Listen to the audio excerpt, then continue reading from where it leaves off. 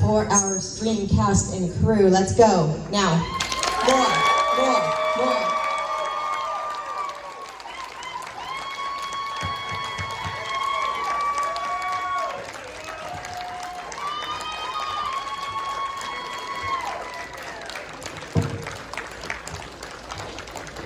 Everyone sit wherever you want.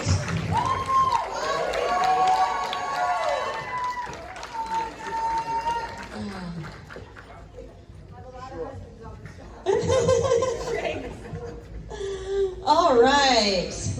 Oh.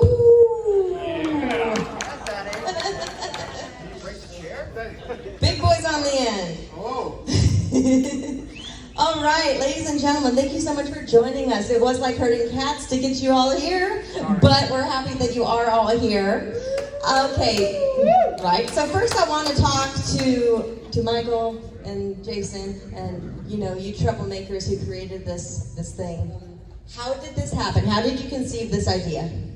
Begin from the beginning. It's funny. First of all, I think the stage is tilting a little bit this way from Mark. It's funny. It was back in 2015. Actually, it was before our involvement with Terrifier that we had this idea that we wanted to make something because Bitcoin was starting to happen, cryptocurrency, and technology. So it was around that time that we came up with the idea that we wanted to do a modernized slasher, and it was over the years that we, were developing it. And originally, the script really wasn't gory at all. It was very, it was more atmospheric. And it was obviously when we met Damien and Phil and worked on the Terrifier movies that we were like, oh wow, we could really push this thing in a way that could be fun, where the kills would be really creative and have purpose as to why they're so gruesome.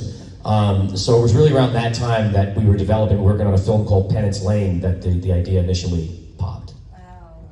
And we always wanted to see, the number one thing is we thought it would be interesting. So let me just say, Michael does that at every panel, so it's an ongoing joke. But we always wanted to see, a film where the audience is involved in these kills and things like that and placing bets on them. Because everyone's involved in sports betting and things like that. It's so familiar to everybody. So to involve that in a killing aspect too, we thought it would be very unique in that way. So, and then we started creating the characters' looks and the players, and it really started to come to life and started to mold together, and that was really cool.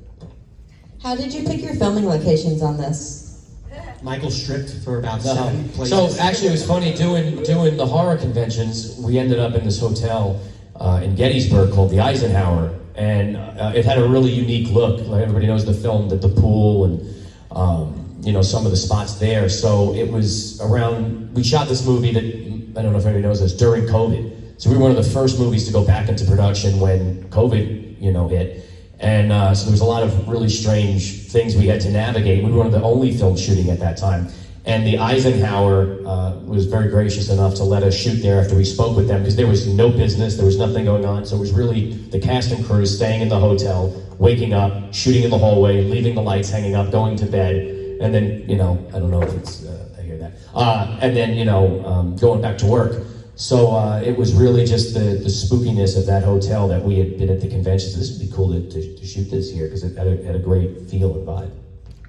Now I want to talk to the rest of our panelists, especially our cast members. I want to hear about your audition story. I want to hear how you got involved in this or how you guys picked them. Yeah, so my manager sent me the audition. I didn't know any of these guys beforehand, so they just said they were looking for like a big brute guy that can come kill people. So got the audition, and then I heard back. It took a while to hear back from you guys, I think. Yeah, because we didn't like you at first. Yeah. I'm sure their first choice wasn't available, so they finally ended up picking me, and I'm really grateful that they did, because I had a blast on everything. So. You guys have heard about Harvey Weinstein. So I've never auditioned for a horror movie in the restroom of a public bathroom before. Luckily, you should know that he mentioned Penance Lane. Michael played my son, even though he's a little older than I am. He played my son in Penance Lane. This great team, before I met Phil, shot some of Getting Grace for us.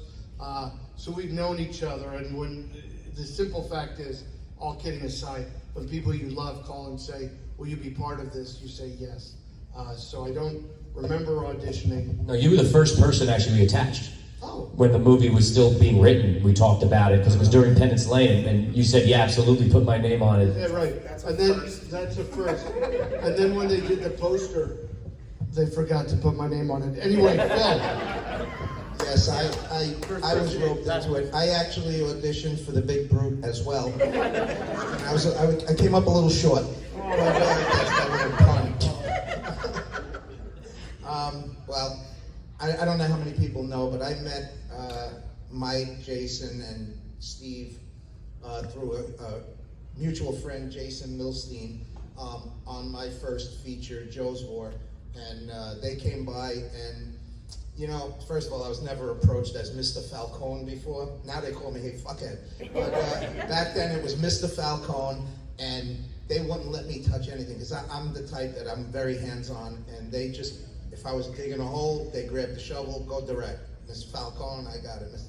I miss those days, by the way. Yeah. So let's try and bring that back. It's Mr. Falcone. Now he said, hey, asshole, get us a drink.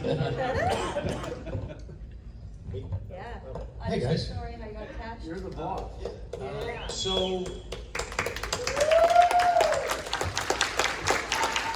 Before we do this, I just want to talk through this on Thursday. I never met you before, but this guy made me feel things in the movie. I actually teared up a little bit, and I was like, oh, no. I was the only one in the theater for a little while because people got icked out and left. I'm like, did you not know what you were seeing? but I was like, oh my God, this is so sad. So, and it's all because of your performance. So amazing job from this one, right? Like phenomenal. Sorry, I just have to say that. I gotta follow that. all right. So, like anybody else, I auditioned for it, and I remember going through the process and then not hearing anything for quite a while. That seems to be the trend here. And I just kind of dismissed it, and then I'm going to say it had to be months. It might have been 3 or 4 months, I guess, went by, and they called me up or sent me an email.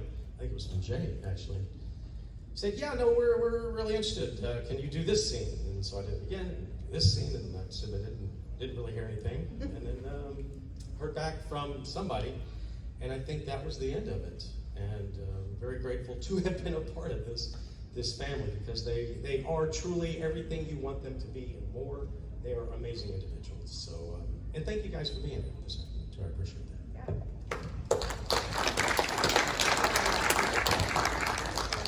Oh boy, well, let me begin. Now, I am madly in love with everybody on this stage. I just want to start with that.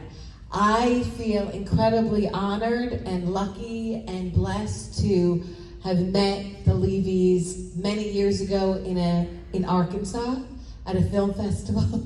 And they regret that day ever since. And you know, when you find people, like they've all said, who you really trust and love and you're on set with so you feel safe, you just want to stick with them. And I've attached myself ever since. And then we did Terrifier 2, you know, that little movie. And I guess they felt my lungs were big enough to handle yelling at Mr. Roebuck. And there I was, they're not your friends! And it's all been history since, and I'm so grateful. Thank you to each and every one of you for being here, for supporting this movie. We appreciate it. They're amazing, and thank you so much for having me.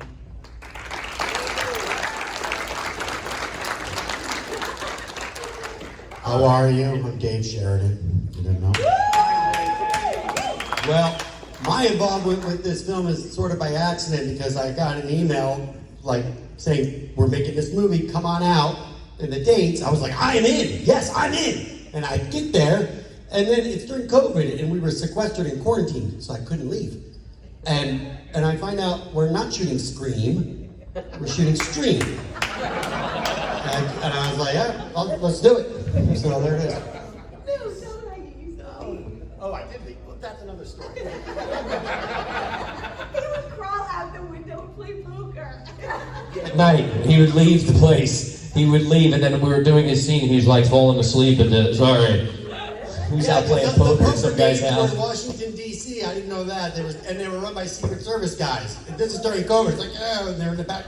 And I didn't get home till like 8 a.m. because they were like all night poker games, you know. And I was like, oh boy. So my call time was at 8. So there we go.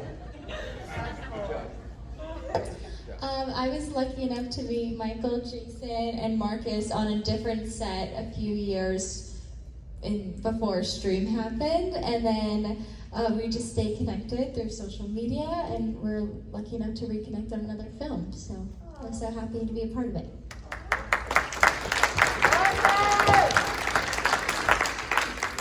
So I replied to an ad in Casual Encounters on Craigslist.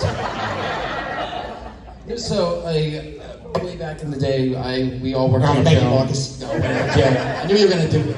Anyway, we all worked on another film, a friend's film of ours, and we all kind of connected because we all knew we had mutual friends and a big love for horror. And then they mentioned Stream, and they pitched the idea, and they were like, "Look, we want to bring you in. We want to involve you in this." And when I heard what it was about, I was like, "Fuck yeah, this sounds awesome." You know, and then, ever since then, we've all just been kind of working together and stuff. And, I think everyone here has said it. It's, it's like one giant family, and it's a group of people. I can see you shaking your head, Phil. It's like one big happy family, so. No. Oh, she's shy. Okay. Well, that's Michelle Santiago on the end. Everyone, please recognize her presence. She's an amazing actor, and she's just a little shy. But we love her, right? Oh, there we go. Okay. Can I give, did you guys see this great video? That's the convention video that's out and about. Have you seen this yet? Dave Sheridan. Dave, is it on the? Give him the mic. They can hear me. I grew up in the theater. It's at the front desk ticket booth. It's playing on a monitor. Oh, so you go and look at this video, and I think it's online. Dave Sheridan spent a week of his life making a very entertaining video.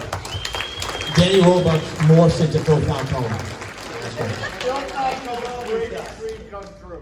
So before we get to the audience questions, we have a very special announcement. I just want to make sure we get to this because we don't get carried away. Yeah, so this is, no one has heard this.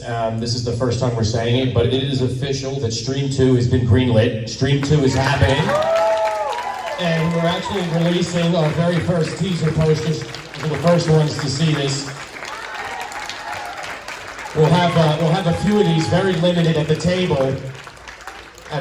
that we can sign and stuff in case you guys are interested. So we have about 50 of them. Felissa, is my name on that? It's so funny because your name's on it, my name's on it, and Dave's See, name is on now I it. can see Stream, and the email was a misprint. It was a typo. I swear, I thought it was Stream. So yeah, so Stream 2 is happening, and I can also officially say that David Howard Thornton is attached to doing the film. Exciting. All right. We have an audience full of people. Let's do some audience questions. Raise those hands. Ashland. So, for the filmmakers, what was one of the biggest challenges while creating, like during production, not post or pre-production, but production? COVID was really difficult to navigate because, when you're on a film set, making a movie in general is hard enough, and then you add all of these extra precautions and things, and usually when you make a movie, you gotta get, you get close with people, and so there's a lot of those things that we really weren't able to do. Like you have lunch together, and now everyone's having packed lunches in a room. You have craft services, and you have things that are all spread out, and now you're not doing that. So that's why Dave was sneaking McDonald's into his room and going out for poker nights. And Felissa Rose was sending it, and we thought that it was for everybody, it was only for Dave. So there's a lot of those things you have to navigate. And then also dealing with different personalities during that time of people who maybe take it super serious versus people who don't take it as serious. That was interesting, and how that works. So that made it difficult for sure. Well, it's weird with this group when someone takes it super. All kidding aside, it's just this group. I just didn't mean to interject, but if you're trying to be like, well, tell me about the motivation for why, Michael Levy's like, dude, they're gonna fucking kill you. Shut the fuck up. You wanna get killed? Don't wanna get killed. That's your motivation. Don't wanna get killed? That's your motivation. Don't get killed. Stop talking. I would say for us, it's like the whole indie aspect. You know, during COVID, we had such a small crew working on this thing, especially like with Terrifier 2. We had like a total of like 9 or 10 people doing it. But if you surround yourself with people that you trust, the people that you love, and you grow this family, as Marcus would say, he's not really in the family. But if you grow this family and you enjoy working with people that you know you get along with, it makes a hell of a difference. And everyone is for the project. They want to see the project done. They don't want to see it get stalled. And you could see in the final product, at least I would hope, is that so much hard work went into this thing, and by people who really care about the genre. So that was nice. And to have the response from you guys just to say, like, the sequels happened because of the fans. You guys have really driven this thing to happen. You guys are spreading it, pushing it, talking about it, and it's trending and it's moving and it's been growing ever since the theatrical release, and now the streaming is doing even better than that. So thank you guys for supporting us, for sharing it, for talking about it, and just like you guys did with Terrifier franchise, you guys are now helping us build yet another one with Stream. So thank you so much. Any other questions out there? Right there.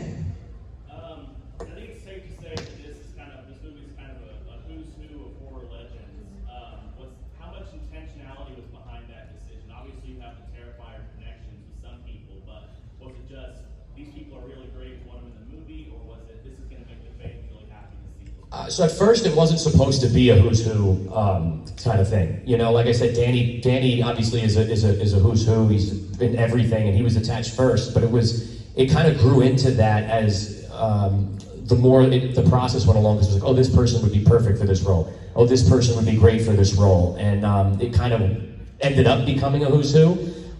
You know, but we wanted to first and foremost make people that were believable in those roles, and that, like, you know, we just didn't want to make it this whole kind of, or just cash in on some of the names. Like, we wanted, like, you know, Felissa and Danny, they have a great scene, you know what I mean? And Felissa is that role. Like, literally, you hear her at the convention, she's always screaming. She is that role.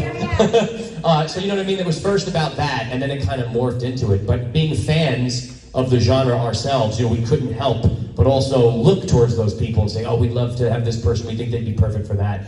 So it became that because we are fans, and then it became fan service. You know what I mean? As a horror fan myself, how cool is that to see all of these people that you grew up loving in one movie? So that it kind of became that. Yeah. What makes it special too is that they were so game for everything. You know, they wanted to see the best possible outcome for this film. And when you have actors that are like that, it makes our job a lot easier, because you know it's an indie film, so you're pulling a lot of time, you're doing a lot of hours, especially with Damien and Phil doing all the special effects, you know, themselves. It's tough, and you want to have actors that are on board, and they were such a pleasure to work with. Danny, Felissa, you know, Jeffrey, everybody. And Jeffrey, really, it was cool. Jeffrey, when he read the script, he totally got it. He was like, oh, he's like, this movie is, even though it's a slasher, he was like, there's a lot of heart to the story, right? There's this family that's going through some stuff. And he liked that it wasn't just, even though we had the killing, it wasn't just mundane killing, there was purpose to it. There was a game that was being played. Oh, the killer's not killing them right away because they're getting more style points, and there's a reason they're letting them get away in the chase. So like, he really got into a lot of that, and he signed on specifically because he's like, I see what you're doing. You're trying to make it a more in-depth kind of slasher. And that's why it's over 2 hours. I saw one in the back somewhere, yeah.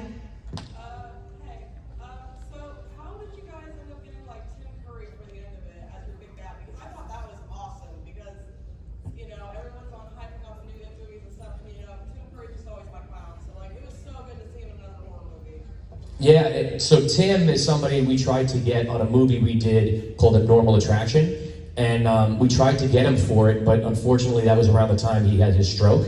So I just kind of kept in touch with his manager and would check in with him, and then we produced the Pennywise documentary, and we got a little closer through that. And then, you know, when the opportunity came, I said, you know, he's somebody I've idolized growing up as well, and I said this would be really cool to have him involved in this if he would. And he read it, and he was like, yeah, let's do it. And it was pretty much that simple. But it was from that original connection that we had years prior, you know, just keeping in touch, and that's how we became involved. And so you had Tim Curry from It, obviously, but you also had the other Tim from It, right? Which was, I mean, you had me at Tim Reed, I tell you what. Fan since his comedy when I was a little one, right? So I was like, oh my God. And he doesn't do horror movies, I know, like, he won't do them. so So like, to get him to come out and do that, was pretty believe it. cool. Yeah, Couldn't it was the believe only one, and then he did this, and then it's cool too. Like, it's kind of a little serendipitous. Like, we had David Howard Thornton, right, who's the new clown, and then we had Tim Curry, who was the old clown. You know, and it was cool little connections. there's a lot of Rob Zombie people involved, obviously, with Dave and Dan, and so it was really cool for fans that like really understand horror to see. You know, we had Mark Holton, who was in Leprechaun. I loved Leprechaun growing up. He's Francis from Pee-wee's Big Adventure, and we kind of brought him out of retirement, so to speak, and he plays Ozzy, which is an homage to his character in Leprechaun. Danielle Harris, we did the scene, when Jason kills her. I don't know how many people caught this. When Jason comes over the back and she stabs him with the pen and it bounces off, that was an homage to Halloween when Jamie Lee Curtis with the sewing needle. She plays Jamie Lloyd, the daughter. So there was like a lot of these little tropes and homages and little things that you can pick up, 2, 3, 4 times. Dee Wallace. There's just so many little things that are there that, on multiple watches as true horror fans you could pick up on. Tony Todd. Yeah, the late, great Tony Todd. Yep. Tony was so excited to be a part of the sequel. And it's a shame, we would text all the time, and he was hoping there was going to be a sequel. So we'll make sure that we pay a really nice tribute to him, in the film. So. Good. Do we have any from this section? Yes. Do you guys have any secret celebrities you're going to bring this stream to, or? You can't tell us that. Right? I think I'm going to make an appearance. Don't worry. It's Phil. Second casting announcement, Phil Falcone. You guys won't be disappointed. We'll be revealing some of that over the next couple of months.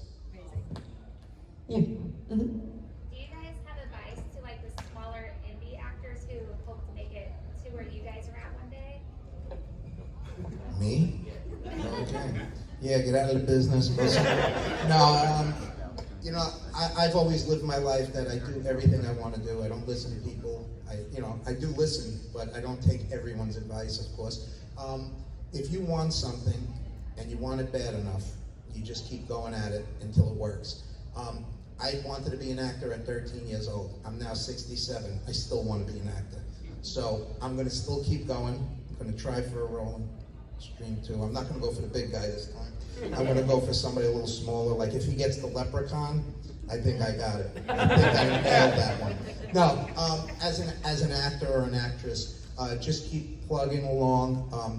And I think this is a better question for you, because you're an actor and you've been in more movies than And he's anybody. making his own stuff. And that's what it is too. Make your stuff. Like Danny, talk about some of the stuff you're doing and the opportunities also that you provide.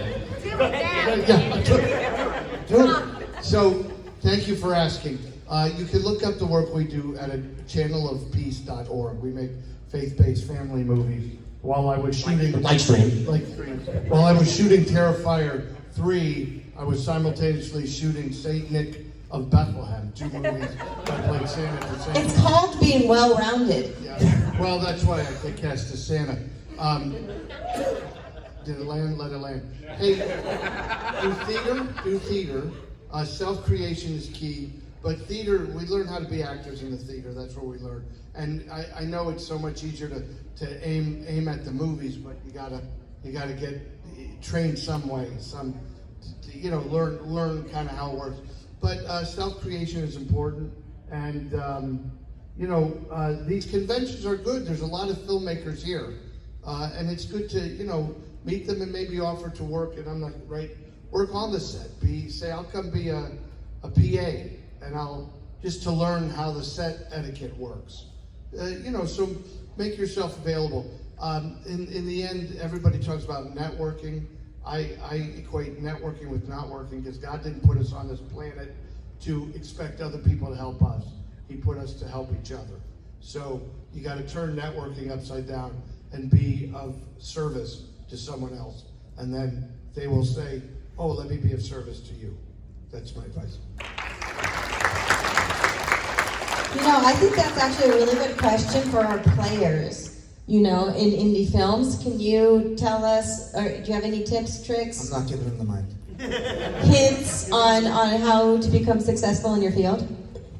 Probably get like a good reel together, that showcases your ability.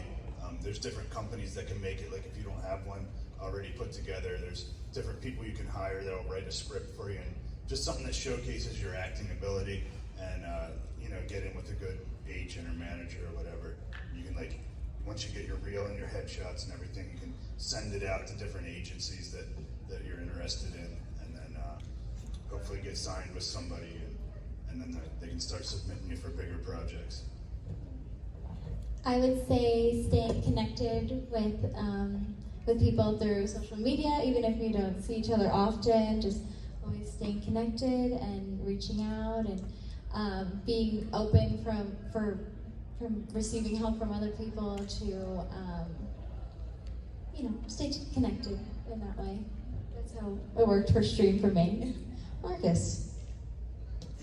I mean, honestly, one of the biggest things is, which I found, and I think has also been said here a lot, is, reaching out to people, like supporting people's films. Like, there's a lot of people that will, like if you see someone hey, we have a film that's coming out at this time, share it onto your page, reach out to them, try to say, how can we help, because at the end of the day, it's the squeaky wheel does get the oil. So, I mean, I found that there is no wrong way to do things, it's just, you just gotta do things, in the best ways, but also, just be yourself, get out there and, try to make something happen. I say the best advice is always network and never give up. That is number one. You're gonna get deterred more times in this business than not. You're gonna get denied, and you can't let that deter you from chasing after your dream. And that's the most important thing. Only the strong survive. And if you're really, really dedicated to this craft, I would just say, just keep going at it. Even if you do short films, music videos and things like that, you take experiences from them and make yourself grow. So that's the most important thing for me. Just be genuine, like Danny said, help people. Don't don't do it just because it's gonna maybe work out for you. Do it because you genuinely want to help, and good things happen to good people.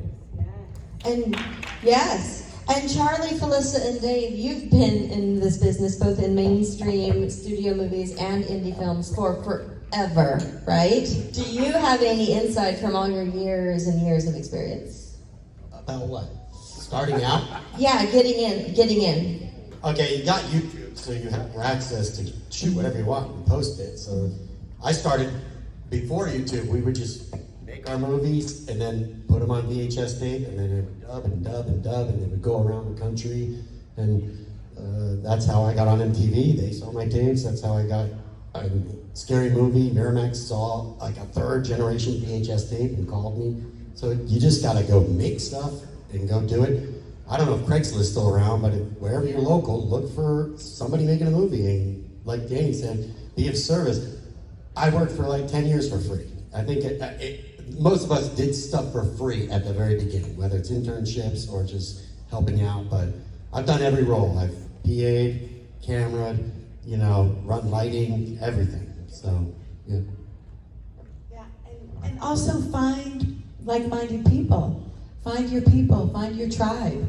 Find others who want to make stuff and are passionate and excited creators. We're all creators, we're all ready to do something. So once you find your friends and group that want to do the same, you'll elevate and become inspired, and the momentum begins. So yeah, just keep your dreams alive and make sure that you love what you're doing and be true to yourself. Always be genuine, that's the most important.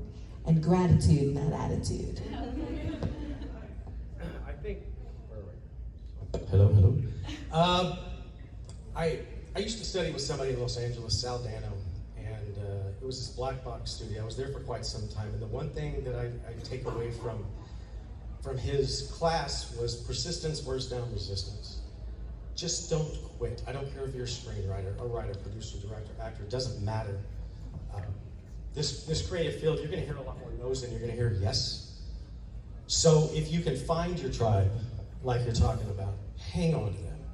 Keep them close, because if you can find one person that thinks like you do, that you can believe in, I guarantee you that's gonna grow pretty quick. Because there's gonna be people coming and going, and if you're not in this business for the right reason, if you're in it to be famous, it's not gonna work. You're gonna be burnt out within the first 6 months, I promise you. And again, it doesn't matter if you're an actor, a writer, producer, director, it doesn't matter. Do it for the right reasons, be true to who you are, and if you find somebody that kind of thinks down your path, hang on to that person. And from an actor's point, you be respectful. You treat the people around you with respect. You learn your lines, you hit your mark. It's not more complicated than that. Everybody up here is getting paid to play pretend. You know, we're not curing science here. We're not curing cancer.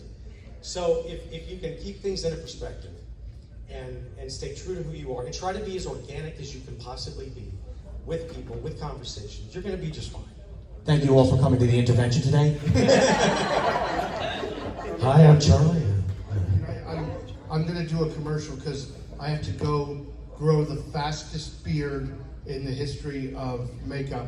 Because we're doing photo ops. There's a whole huge Terrifier photo op. They still may have things available. We're doing a Santa photo op and a David and I as Santa. You can upgrade to the 2 Santas. And if you don't have any photo ops, we're going to be in costume. David and I will be in costume for the big photo and all the others. So you can still sign up. I'm going to say thank you. I'm going to leave now and grow. What time is that photo up? I think the first one's at 2:20. Okay. So after this. Yeah, you got to go grow that beard. Go sign up. Okay, so anybody Thank you, Danny.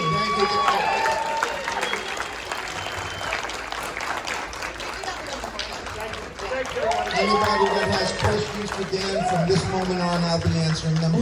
Danny, I got your back, baby. Don't say you're me. I'm Danny. Okay, I did see a question over here somewhere, did I not? Uh-huh. I was going to ask Daniel a question. Okay, I got it. What do you want? It's more of a silly question, honestly, but it regards the scene with him and Art in Terrifier 3. What shot was he and Art the Clown taking? Oh, it was scotch. Anything else? I did a lot in that scene. I just want you to know it just wasn't a drink. I did, I still got the marks. Anyone else in this section? No? All right, you. Yes, this is actually for the 3 that are on stage. Even though you guys had to stick to script, do you guys have any creative kills that you had in mind for the movie? Creative kills you had in mind for the movie. I think that I was kind of adding to the fact that in my role, I'm a dancer, so I can kick really high and I can add some dramatics to my role. So I think that we were able to work together to make the role more me a little bit. So I was happy I could add that. I'll say this. I would just watch Stream 2 and see what we have down the pipeline, because we have a lot of creative things that are coming out, a lot of crazy things. It's definitely going to be bigger, it's going to be bolder, and we're going to take a lot of chances, and we're going to push a lot of limits. And I would just say be prepared for that, because it's The word for Stream 2 right now is going to be high octane. Non-stop. Bullet. 15 minutes now. I think it was cool when you work with somebody else who is so talented, like Dave. He would let me throw him around a little bit. I don't think he let you. Yeah, I think he was being ironic there. We could be creative, and I knew like he wouldn't get mad at me if I was like, improvising a little bit with it. I couldn't. I had a concussion from the first take. When you work with big guys like this, even in rehearsal, he's already doing it at full force. It's like, when they gave him the clippers to clip my nose, and obviously it was a fake nose, but he put them really in, and I went, whoa, whoa, whoa, whoa, whoa, whoa, and I went to Michael, I go, if he cuts my nose, I'll see you in court. Because this guy was doing everything for real, man. He was throwing me the bone. The worst part was, and I don't even think it made the movie because I couldn't do it. So you know that whole dead face thing you do at the end, right? He got my beer, and he did like he poured it over my face.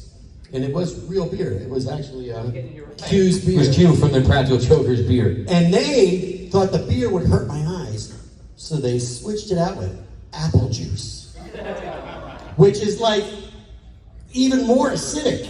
And so I'm doing this, trying not to make my lungs move, and he goes to pour it. I'm expecting beer, which wouldn't hurt that much, and it's like acid. And I was like, oh, fuck! They're like, no, you move! I go, what's in there? Oh, we swapped it out with apple juice. I'm like, what the?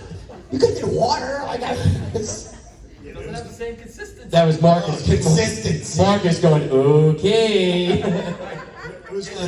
Sheridan didn't want to share that McDonald's. We'll fix his ass. Maybe you should have slept last night. It was great being with like true professionals like that, because some sets you work on and you're with like some delicate diva, and they won't let you do that kind of stuff. So it was great. Like you and I wanted to make it as good as possible. We wanted to make everything look as legit as possible. So it it was really nice. I Can I liked say that. one more thing about that kill? Because it's called what Continental? Is that the name of the hotel still? No, the Eisenhower. Eisenhower. So the arcade is really there. And that was the arcade. We didn't really art direct it at all. That was their arcade. And it wasn't until we started shooting and there's blood. And I was like, hey, we're not going to put anything down? It was like this carpet. And they were like, Oh, it's still there. yeah, no, I know. You jumped at a bunch side. They said, we'll clean it up. I knew right away this blood is not coming out, and it's still there. That's the, because here's the funny part. That's how high end this hotel is in the first So one place. of the fans went down there. Huge supporter of this guy, Stinky Pete, if you guys know him. And he went and he laid next to the blood thing, and he's on the floor taking pictures with it. And then I told him, that's not where we did it. I don't know what blood stain that is. He said, we were over there. He's laying and he's got his tongue out. I was on a text thread with Danielle Harris at D, and all I kept getting was, bring flip-flops. Bring flip-flops. You're walking around this nasty-ass hotel. They were like, please bring bug spray, flip-flops, food. It's so funny. You wanted to add something, right? Well, all the kills were based off of the script, but then working with like David Howard Thornton, any of my scenes, I was able to be like quickly inspired by him because he would just snap right into character immediately, and then I was able to just play off his energy. So it was nice to cooperate and combine our energy for that.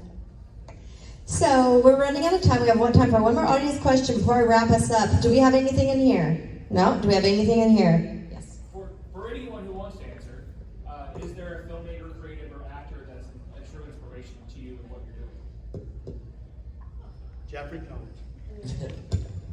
I'm not joking. Did you say Jeffrey Combs or Jeffrey Dahmer?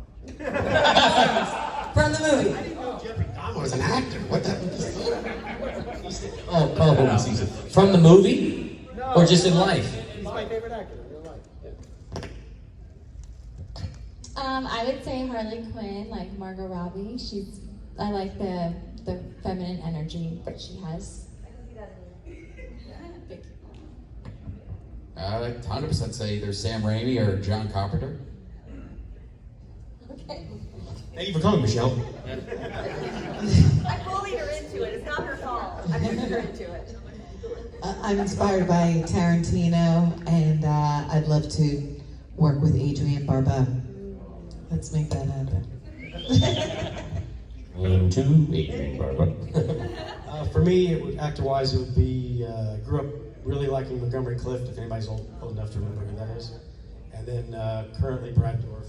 Can't go wrong with anything he's ever been in.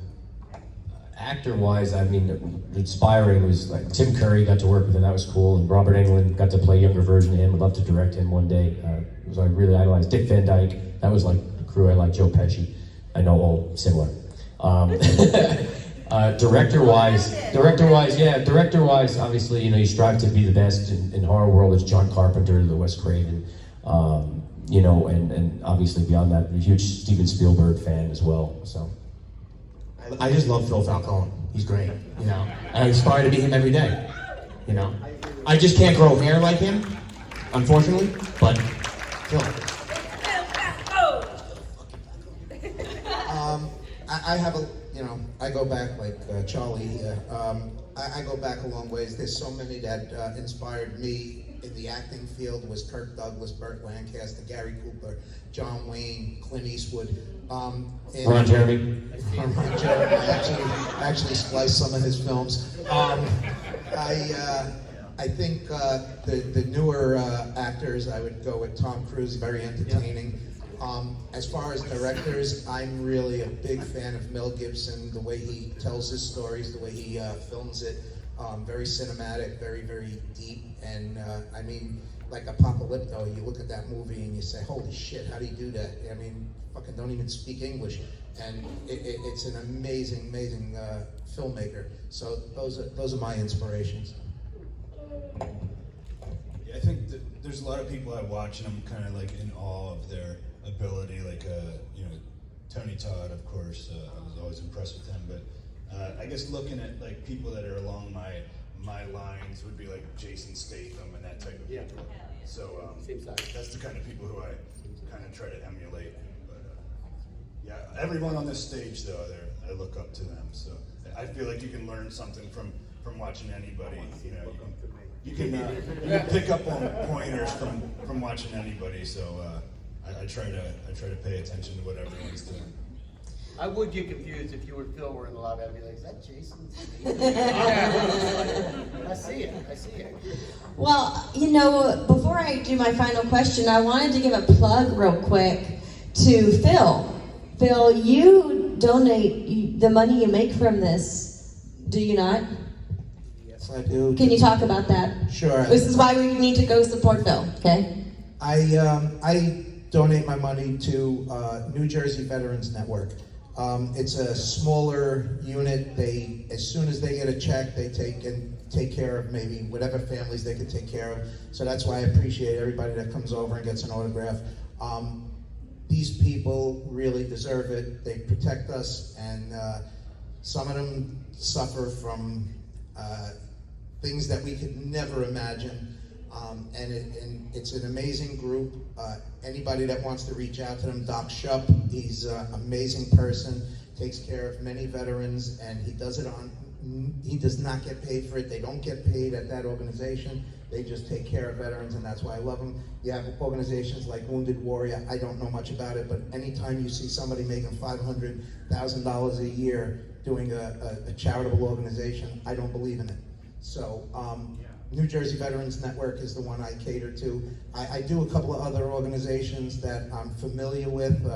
Eric Crafton, he helps me out as well. I do some things with them. So anybody that stops by, just know that all that money goes right to them, and it goes right to the people that need it. So thank you for bringing that up, Sana. Very important, and that's why I want everyone to go and support Phil specifically, just for that, right? Okay, one wrap-up question for everyone before I let y'all go. I would love to know, you guys are all collaborators and team players, as we've talked about. What is something important that you've learned on a set, either this set or another set, that you take with you, that has helped you? I think for a lot of people, when you're on a film set, you learn a good amount of patience, and you have patience for each scene and each angle that each, little clip from each camera lens gets, and you learn a lot of patience. So I like that though. Honestly, I'd say loyalty to your team. Like you're going into making a film, and it's and it's about everything's going to go wrong, and when you know that you are with a team of people that have your backs, no matter what, at the end of the day, you're going to be able to succeed, and that's there'll be days where everything goes wrong, where stuff won't show up at whatever. But if you have the backs of your team and the team has your backs, you're, no matter what, it's always going to come through. Yeah, I love the patience line. Ultimately, you don't get in the way of everyone else doing their work. As an actor, I step aside because we all want to get out of there, but we all want to finish our day. We want to do it right, and so everyone has their own job. And sometimes I'm just an actor, so I try to just have patience. We're going to get the day done. I say be kind. Be kind to everyone, because it doesn't matter who's doing what job. It takes a village. It takes every single person. It's like an anthill. It looks crazy and chaotic, but ultimately everybody's trying to get something done, and you never know what somebody's going through. So I think being kind is the most important, no matter what in life. Yeah. That's right. There's a quote from Boleslavsky that says that the day the actor stops learning is the day he starts dying. I don't care, again, if you're a writer, director, producer, it doesn't matter. This is a creative environment. Filmmaking is a process from a team. The more you can learn, the more it's going to help you tomorrow. So just try to learn a little bit every day, treat people with respect, hit your mark, know your lines, you're good to go. It's just no one person makes a movie, so it's kind of piggybacking off a little bit what Felissa said. And it's to appreciate and understand that everybody has a job to do in any way that you can support them and help that. You know what I mean? That's super important. And also that the crew, a lot of times, gets underappreciated because everything goes into the actors and the talent and the script and like every, you know. So you always gotta respect and really appreciate your crew because those are the people that get down and dirty and you know, make the movie. You know, everyone makes it obviously, but they're really there. First one's in, last one's out, things like that. So they're every day. They're days setting up beforehand. So it's just appreciate everybody that's on your team and respect them and in any way that you can try to help each other. I would say take everything you do as a learning experience to help yourself grow, to help yourself get better, and to just, you know, really hone in on that craft and surround yourself again with people that you enjoy working with. You know, it makes the world go around. It makes it a lot easier to, you know, be working with Phil, who does crazy special effects. Just take it from him. He didn't know anything about special effects. Yeah, he didn't know the shit. But he took the time out, learned, and he did that whole tic-tac-toe scene himself. Like literally, he did everything himself. And he was phenomenal. It's true. It's Damien did the live action stuff and Phil did all the dummy stuff and made it. So like that kill is a lot on Phil putting it together for sure. And the feedback is well deserving because he took what he wanted to learn, executed it, and learned from his past mistakes. There were mistakes. But he grew, and that's a prime example. That's why Phil will be doing all the effects on Terrifier 4 himself. Extreme too, right? Well, wait, we've got to see how it goes on 4. Yeah, don't count it. Again, I probably started in this career a lot later than most people on this stage. When I decided to do it, I took from a thing I had, a clip I had seen about Henry Ford, and I know probably the least about making films as anybody on this stage, but what I took from him was he was in court, and they were asking him questions, and he had no answers. And they turned and said, "Why should we listen to you about cars?" And he said, "I don't know enough about it. But if I need a question answered, I press a button and I have the top man who can answer that question. He has it for every system that he does." I'm pretty good at putting teams together. And I think my track record stands for itself. I've put a dynamite team together. These kids, I consider them family, all except Marcus. But everybody else is family. They've been there through the thick and the thin. So you need like-minded people pulling in the same direction, not envious of anybody. You need people that, and it's been said here, respect, enjoyment, helping others. That's all that matters. If you're having fun and doing it, it's hard work, don't get me wrong, and there's going to be stressful situations. I don't know how many times behind my back they've said, "Fuck him," and I'm fine with that. You can say it to my face even, but we're all going in the same direction. At the end of the day, when we're done, we love each other, and we all fought for the same thing. Oh, we love you, Phil. Poor Marcus always gets abused at these things, but you're getting an insight into our life because we abuse him for real too. No, we love Marcus. I have a couple of things.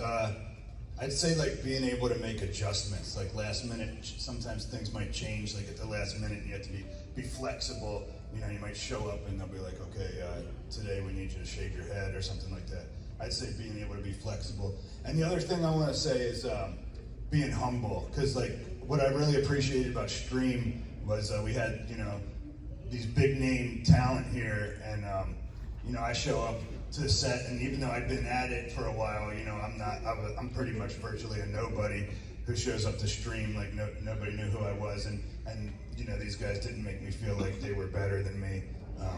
You know, everyone just treated me and welcomed me as family from the get-go. So I really appreciated that. So I'd say I appreciated how humble everybody was.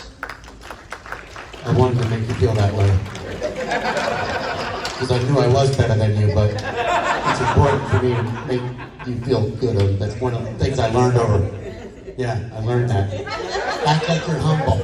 Always act humble. I want to thank you guys. Come to our tables and say hi if you get any more questions. All right, thank you so much, guys. Give it up, huh? We should be thanking you people, because without you, we're not here.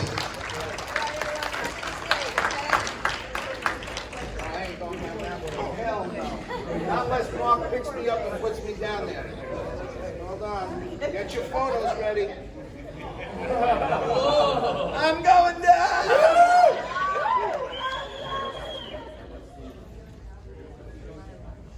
Everyone, settle in because it's a tight fit. All right. There we go. A regular position. I want to roll in this. 1, 2, 3, a couple here. Thank you guys very much. Thank you all. Broke the side. Who has friends? Broke the side. No,